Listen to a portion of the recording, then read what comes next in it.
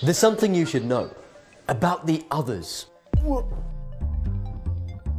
Who are the others? People be like, No, don't listen to Biscuit Guy. He tried to convert you to Rafidi Shia Islam. Then you go to hell. hey, you want to become Shia? Good for you. But that's not the purpose. See, there are many Shias who don't want unity, are hell-bent on focusing on our differences and cursing the other sects, have a I'm right and you're wrong kind of arrogant attitude, who don't really care for the oppressed people in the world, don't generally have a spiritual connection to Allah or the Holy Prophet. Their akhlaq is poor, and the Quran and the Sunnah isn't really a deeply embedded part of their lives. If you're gonna become Shia, please don't become one of these Shias. But wait, there's also some Sunnis who don't want unity, are hell-bent on focusing on our differences and cursing the other sects, have a I'm right and you're wrong kind of arrogant attitude, who don't really care for the oppressed people in the world, don't generally have a spiritual connection to Allah or the Holy Prophet. Their akhlaq is poor, and the Quran and the Sunnah isn't really a deeply embedded part of their lives.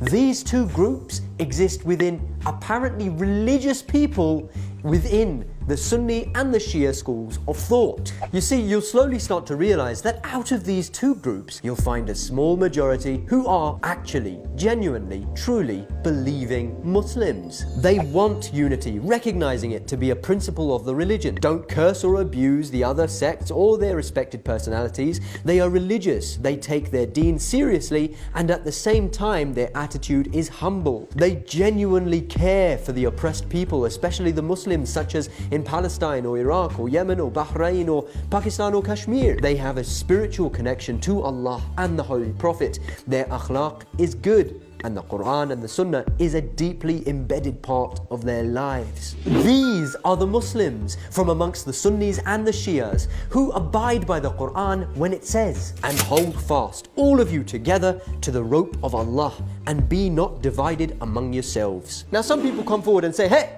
why are you referring to yourself as Shia? We should neither be Shia or Sunni. I'm a Sushi. After all, the Holy Quran says, say, bear witness that we are Muslim. Now where does it say we are Sunni or we are Shia?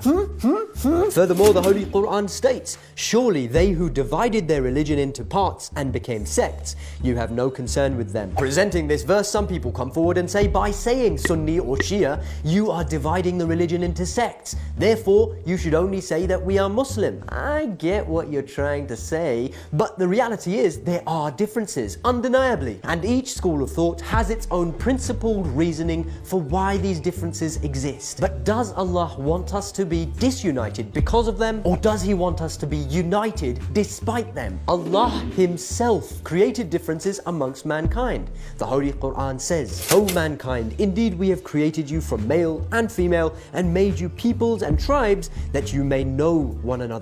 Allah Himself has created us into groups in terms of our natural disposition and also ideological differences so that we may know one another. And how do we know who's the best of us? Allah says the best of us are those who are most careful of their duty, those who are the most God conscious, not the one who is the most Shia or the most Sunni. And mankind was not but one community, united in religion, but then they differed.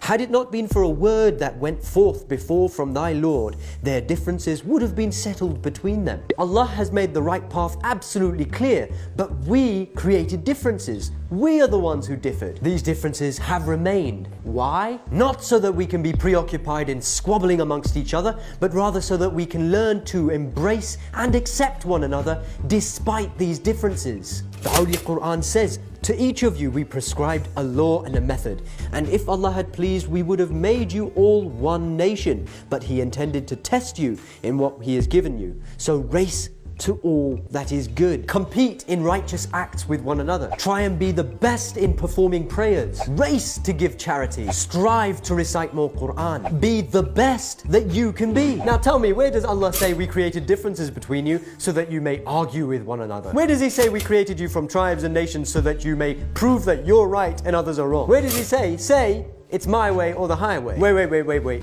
Now I'm not saying that Allah has not created one perfect right path.